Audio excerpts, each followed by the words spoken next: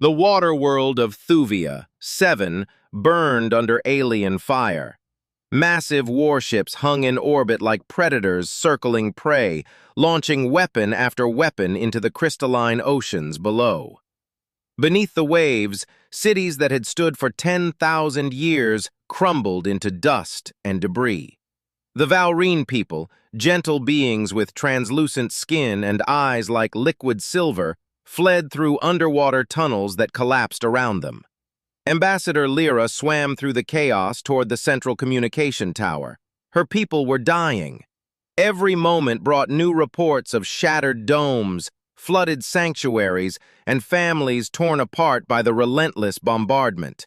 The Crethon Empire wanted their world for its mineral-rich core, and they did not care who stood in their way. She reached the tower's main platform, where technicians worked frantically at their stations.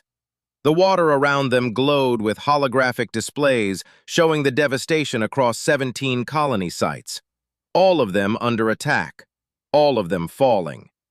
"Send the signal," Lyra commanded, her voice carrying through the water with the harmonic resonance of her species.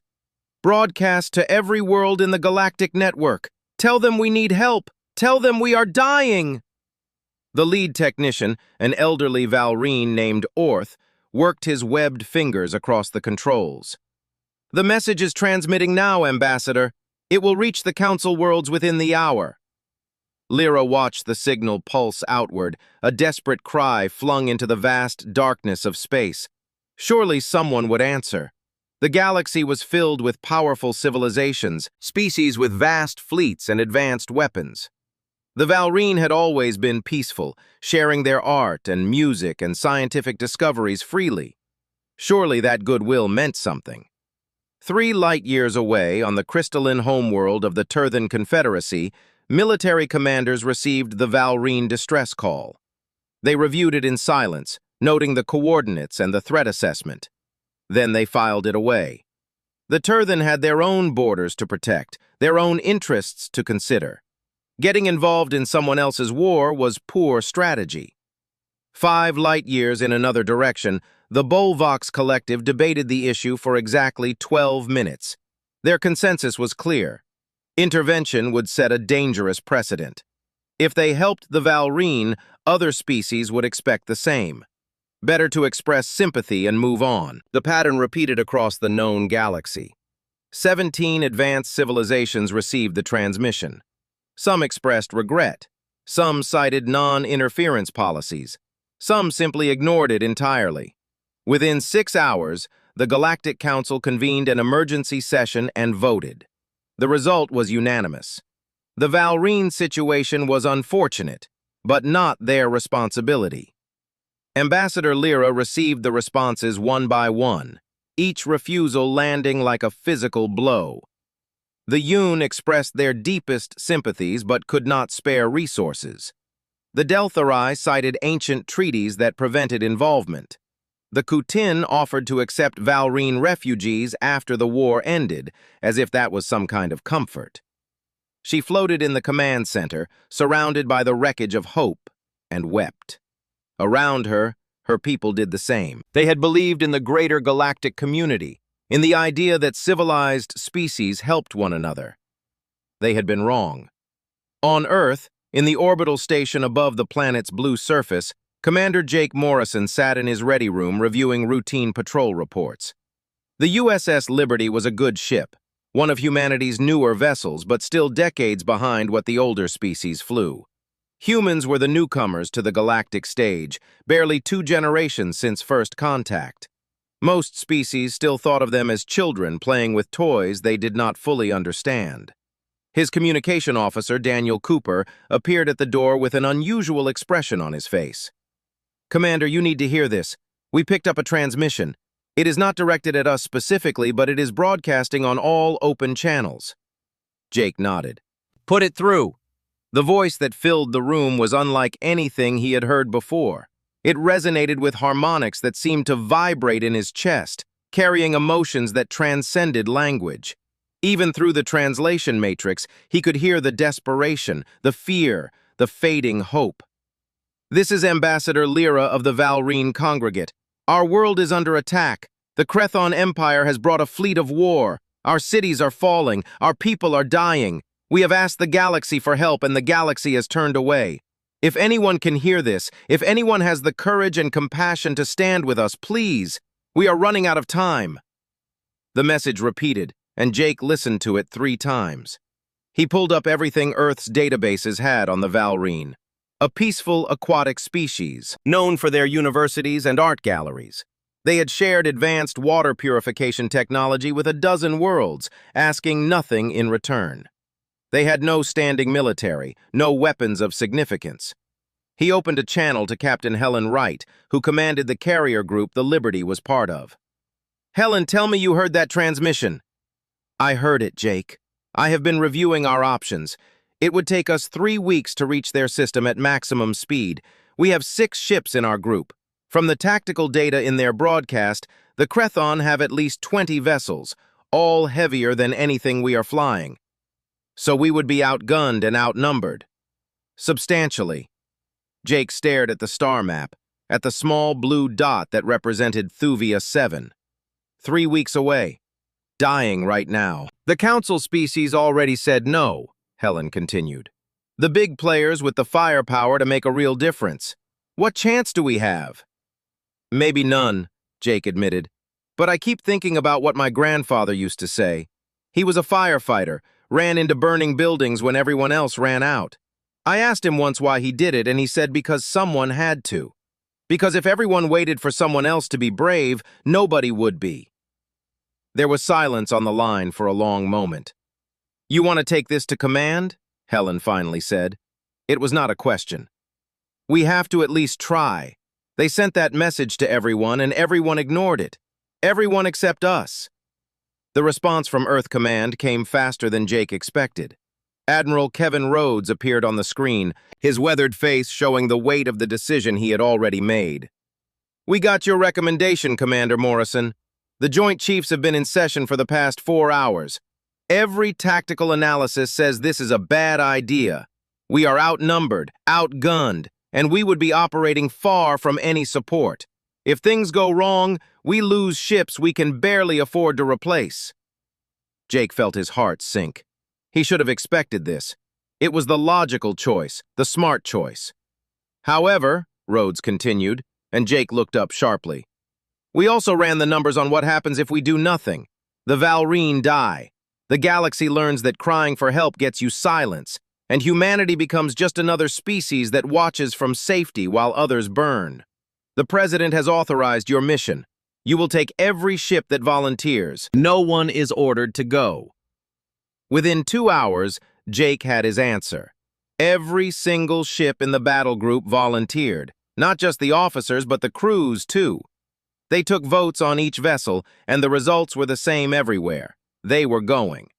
The small fleet of 6 human ships turned toward Thuvia 7 and pushed their engines to maximum burn.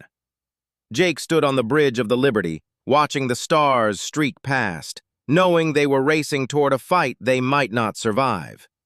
Lieutenant Peter Graham worked in the engineering section, surrounded by holographic schematics and repair crews. He was a thin man with perpetually messy hair and grease-stained hands. Right now, those hands were trying to solve an impossible problem. "We have to retrofit the weapons for underwater combat," he explained to his team. "Our plasma cannons were designed for vacuum and atmosphere, not crushing ocean pressure.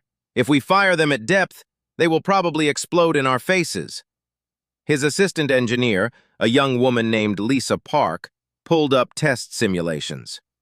"What if we modify the containment fields, increase the magnetic bottle strength by 40%, and adjust the dispersal pattern?" Peter ran the numbers, his fingers dancing across the control panel. "That might work. It will drain our power reserves faster, but it might work. Get teams on all 6 ships working on the modifications. We have 3 weeks to turn space fighters into submarines." In the medical bay, Dr. Nicole Bryant faced her own challenges. She stood in front of a holographic display showing Valrine physiology, which Earth's databases had only limited information about. Their biology was radically different from humans. They breathed through specialized gill structures. Their blood was copper-based instead of iron-based, and their bodies were adapted to extreme pressure. "How am I supposed to treat wounds I have never seen on a biology I barely understand?" she asked her staff. Her senior nurse, a calm man named Aaron Webb, pulled up what little data they had. "We do what we always do, Doc. We learn fast and we improvise. I have been reading everything the Valrine ever published on their own medicine. It is not much, but it is a start." Nicole nodded, though anxiety gnawed at her. In 3 weeks, people were going to die, human and Valrine both, and she would be expected to save them. On the 3rd day of the journey, a small shuttle launched from Thuvia 7 managed to escape the blockade. It carried Ambassador Lyra herself, who had insisted on meeting the humans who were coming to help. When her shuttle docked with the Liberty, Jake was waiting at the airlock. The docking tube had been flooded with water to accommodate her. When the hatch opened, Lyra swam through, her body moving with fluid grace. She was smaller than Jake expected, perhaps 5 feet long, with skin that seemed to shift between blue and silver depending on the light. Her large eyes fixed on him with an intensity that made him catch his breath. "You came," she said through the translator device. Her voice still carried those strange harmonics that seemed to resonate in his bones. "You actually came." "We are still 3 weeks out," Jake replied. "Can your people hold that long?" Lyra's expression shifted to something that might have been grief. "Some of us will hold, many will not. The Crethon are methodical. They destroy one city, then move to the next. They are currently attacking our southern settlements. 12,000 Valrine lived there yesterday. Today, perhaps half remain." Jake led her to a specially prepared tank in the conference room where she could rest while they talked. Captain Helen joined them remotely from her ship, her face appearing on the screen. "Ambassador, we need to understand what we are facing," Helen said.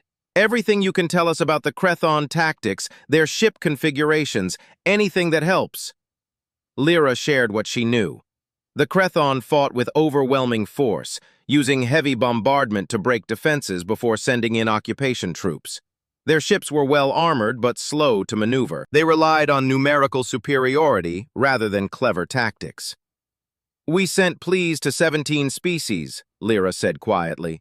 "Species we had helped, species we had shared knowledge with, species who claimed to value peace and cooperation. Do you know what they sent us?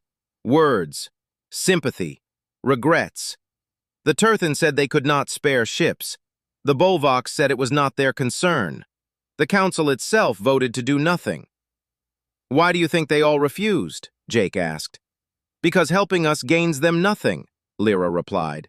"We have no military power to offer in return, no trade leverage, no strategic value. We are artists and teachers and scientists. In the galaxy's calculations, we are not worth the cost." She turned her silver eyes to Jake. "So why did you come?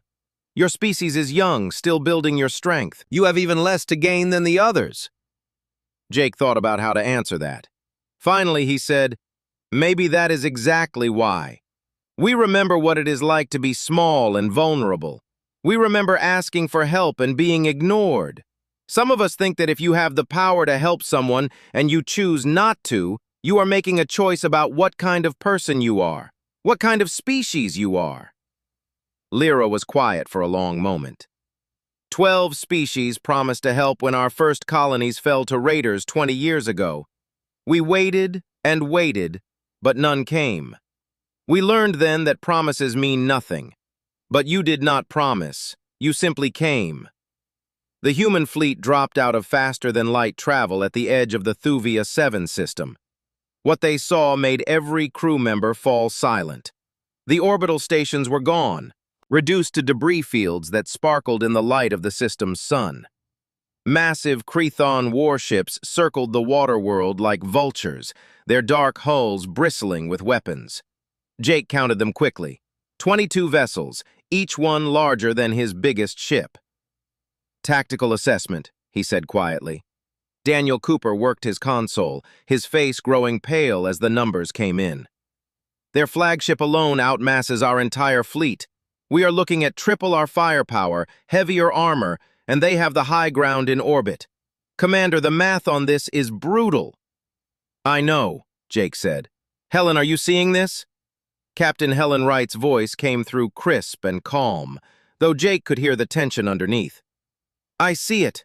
They have us beaten on every metric that matters. Conventional engagement would last maybe 20 minutes before we are scrap." "Then we do not fight conventional," Jake replied. "Peter, are the underwater modifications ready?" Lieutenant Peter Graham responded from engineering. "As ready as they will ever be. The weapons should work at depth, assuming my calculations are right. If they are wrong, we will know pretty quickly when things start exploding." Jake allowed himself a thin smile. "That is the best news I have heard all day.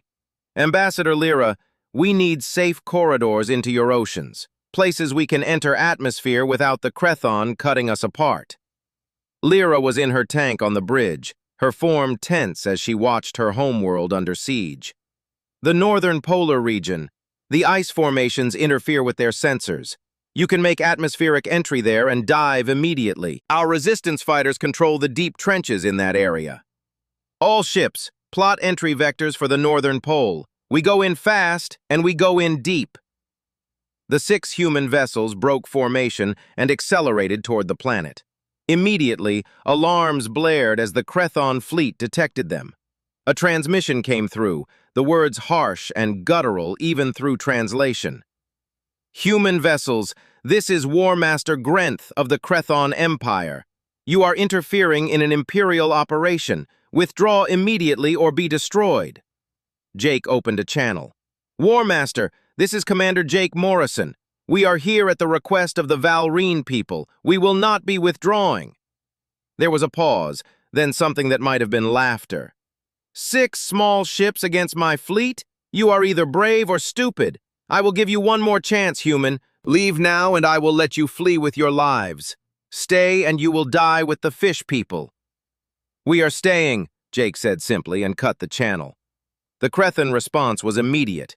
8 of their warships broke orbit and moved to intercept the human fleet. Energy readings spiked as they charged weapons. "Entering atmosphere in 30 seconds, the helm officer called out. "Multiple target locks detected. They are firing." Space lit up with weapons fire.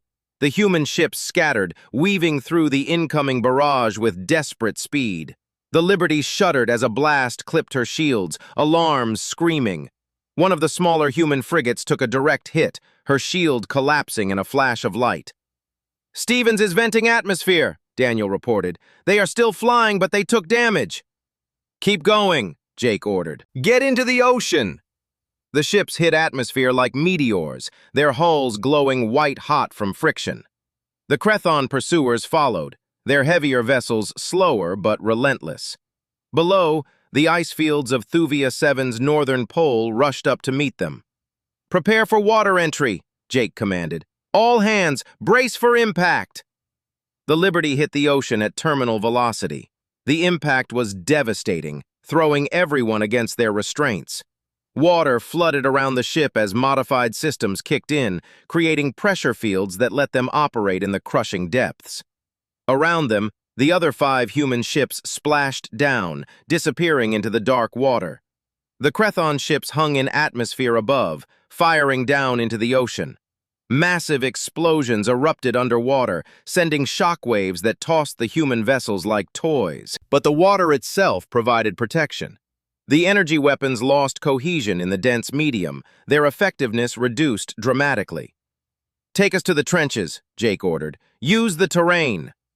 The Liberty dove deeper, her hull groaning under the pressure. Through the view screen, Jake could see the ocean floor rising to meet them. Massive underwater canyons split the seabed, some dropping down miles into darkness. Valrine cities clung to the canyon walls, their lights flickering and dying as Crethon forces attacked them. Lieutenant Samuel Torres led the fighter squadrons out of the carrier bays. His small craft was never designed for water operations, but Peter's modifications held. The fighter moved through the water sluggishly, nothing like its grace in space, but it moved. "Gold Squadron, form up on me," Samuel called. "We are going to hit them fast and scatter. Use the thermal vents for cover." The human fighters rose from the depths like avenging spirits, their modified weapons lancing out at the Crethon ships hovering at the ocean's surface. The enemy had expected a conventional space battle, not this strange underwater warfare. Their return fire was poorly coordinated, confused by the alien environment. But there were so many of them.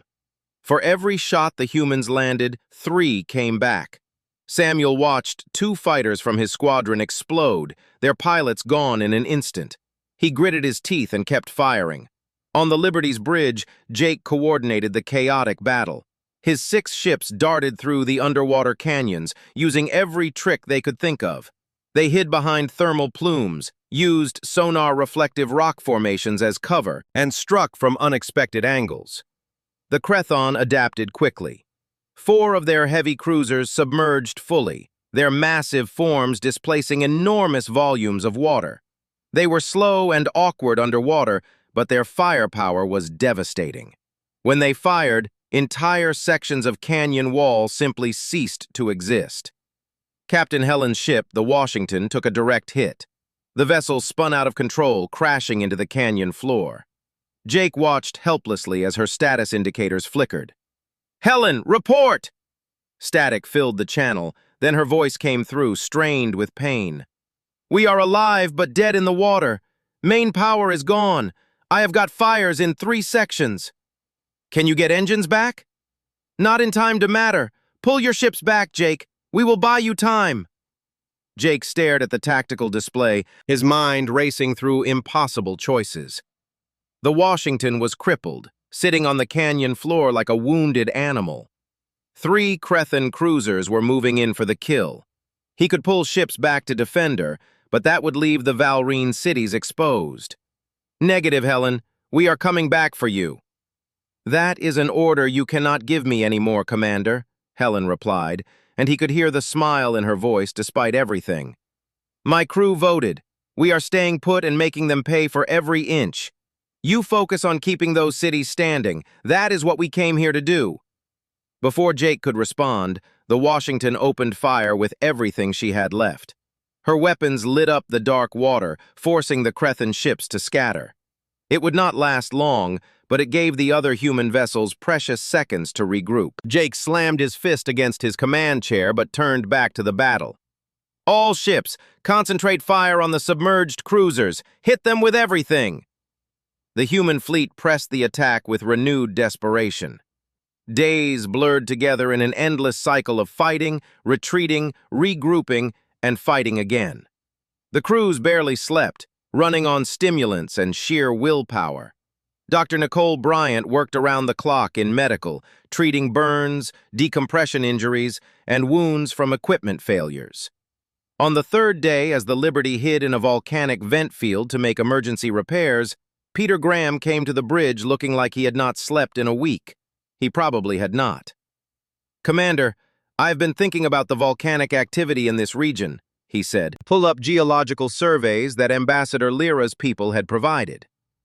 These thermal vents are not random. They are all connected to a massive magma chamber about 3 miles down. The pressure dynamics are incredible." Jake looked at the data, not quite understanding. "What are you suggesting?" "If we could trigger a synchronized detonation at multiple vent points, we could create a cascading pressure wave. Think of it like an underwater earthquake, but controlled. The shock wave would be massive." Daniel looked up sharply. "That would destroy anything in the water for miles, including us." "Not if we are on the other side of the canyon ridge," Peter countered. "The rock formations would shield us. But the Crethon ships that are submerged, they would be right in the blast zone." Jake studied the map, his tactical mind working through the possibilities. "How many ships would we need to sacrifice to plant the charges?" Peter hesitated. "We would not need to sacrifice ships. We could use our remaining long-range torpedoes, modified with seismic triggers. But the timing would have to be perfect. Even a second off and the cascade fails." "How long to set it up?" 6 hours to modify the torpedoes. Then we need to lure the Crethon ships into position." Jake made the decision. "Do it. I will get them where we need them." Word of the human resistance was spreading beyond Thuvia 7. Across the galaxy, species monitored the battle through long-range sensors and intercepted communications. What they saw defied their expectations. The humans should have been crushed in the first hour. Instead, they had been fighting for 3 days. On the Turthan homeworld, military commanders watched in silence as the humans executed another impossible maneuver, using the planet's magnetic field to mask their approach before striking a Crethon supply vessel. "They fight like cornered animals," one commander observed. "No," the senior strategist corrected. "They fight like they have something worth dying for. There is a difference." The observation spread through the Turthan Fleet Command. Debates erupted in their council chambers. Some argued that humanity's sacrifice made their own refusal look cowardly. Others insisted that it was still not their concern. On the Bolvox stations, similar conversations were happening. Public protests had erupted when citizens learned that humans were dying to protect the Valrine while the Bolvox did nothing. The collective's decision-makers found themselves facing uncomfortable questions about what their technological advancement meant if it came without moral courage. Ambassador Lyra recorded a message from the Liberty and broadcast it across all channels. She spoke of watching humans die for her people, of crews who volunteered knowing they might not come home, of a species barely a century into space travel showing more honor than civilizations 10,000 years old. "We asked the galaxy for help," she said, her voice carrying that haunting resonance. "We were told it was not their problem, not their responsibility, not their concern. Only humans answered. Only humans came. They are outnumbered and outgunned, and they are still here, still fighting, still refusing to abandon us. What does it say about our great galactic civilization that the youngest species among us is the only one that remembers what compassion means?" The message went viral across 100 worlds. It was played in council chambers and university halls, in military academies and civilian forums. The shame it created was palpable. On the 4th day of the battle, as Peter finished the modifications to the torpedoes, the Crethon forces began their final push. War Master Grenth had grown tired of the human resistance. He committed his entire submerged fleet, 8 massive warships, to crush the human vessels once and for all. They came through the canyon like an avalanche of metal and firepower. The human ships scattered before them, firing as they retreated. It looked like a rout, like the humans were finally breaking. Jake watched his tactical display as the Crethon ships pursued his fleet deeper into the volcanic field, exactly where he needed them. "Peter, are we ready?"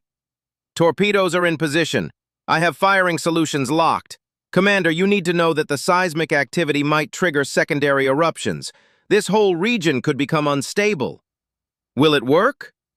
"The math says yes. Reality might have other opinions." Jake looked at Ambassador Lyra in her tank. She met his eyes and nodded slowly. "All ships execute emergency ascent on my mark," Jake commanded. "Get above the canyon ridge and hold on to something." The 5 remaining human ships suddenly reversed course, their engines screaming as they climbed toward the surface. The Crethon ships, confused by the sudden retreat, hesitated for just a moment. That moment was enough. "Fire!" Jake ordered.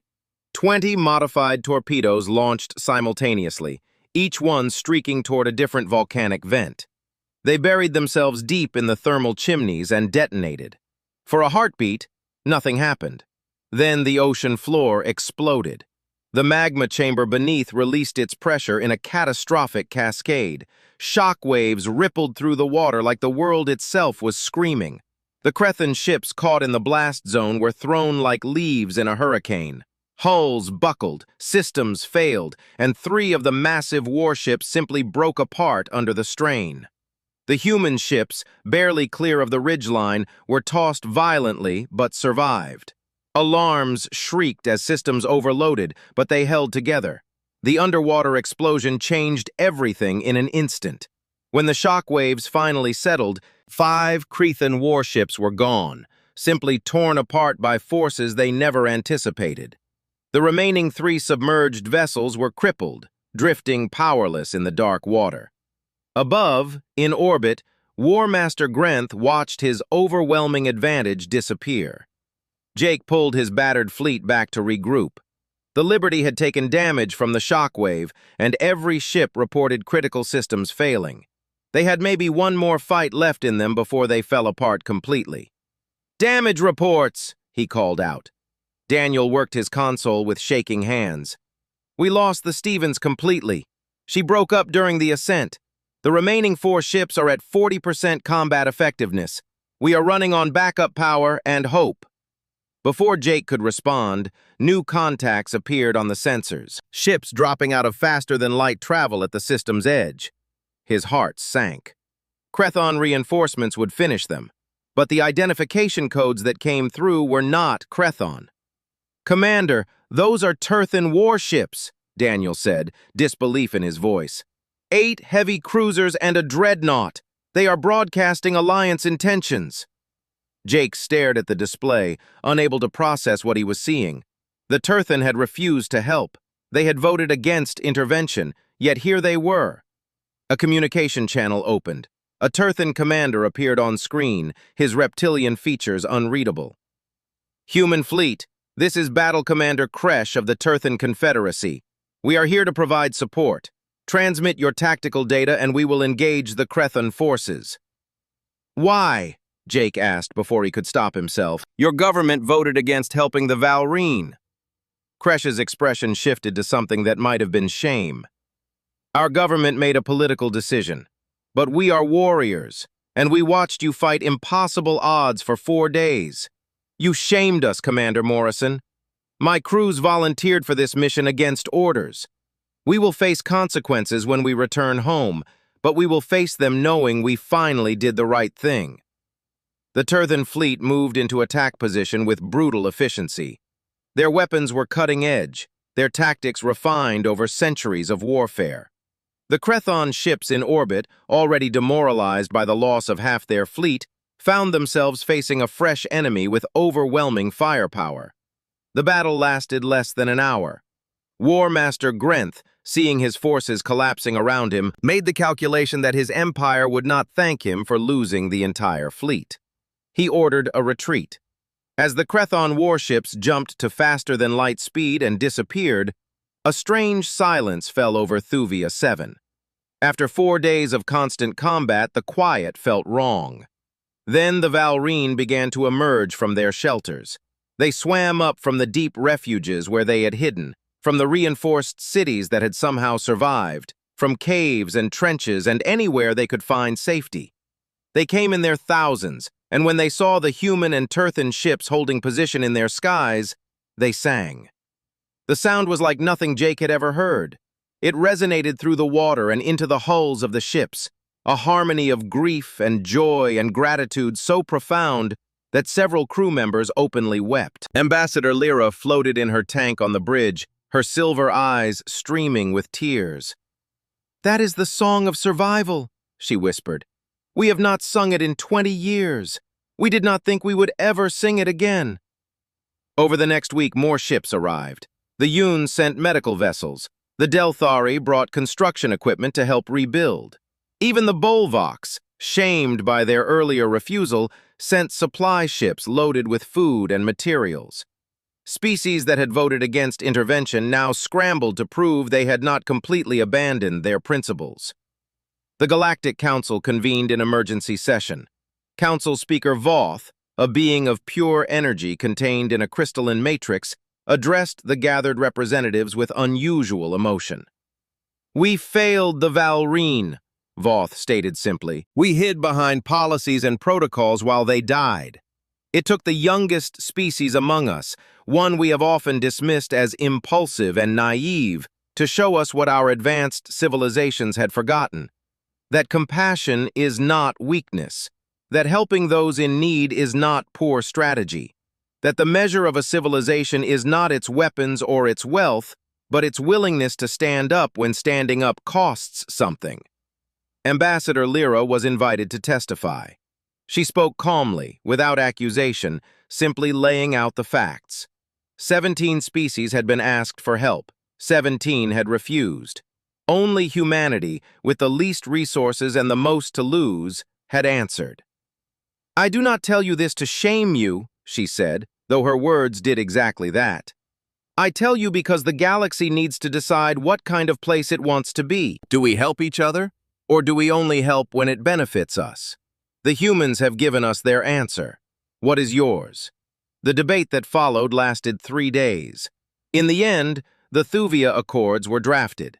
Any species facing extinction-level threat could appeal directly to the Council for protection. Member species with military capability were obligated to respond. There were provisions and limitations, but the core principle was clear.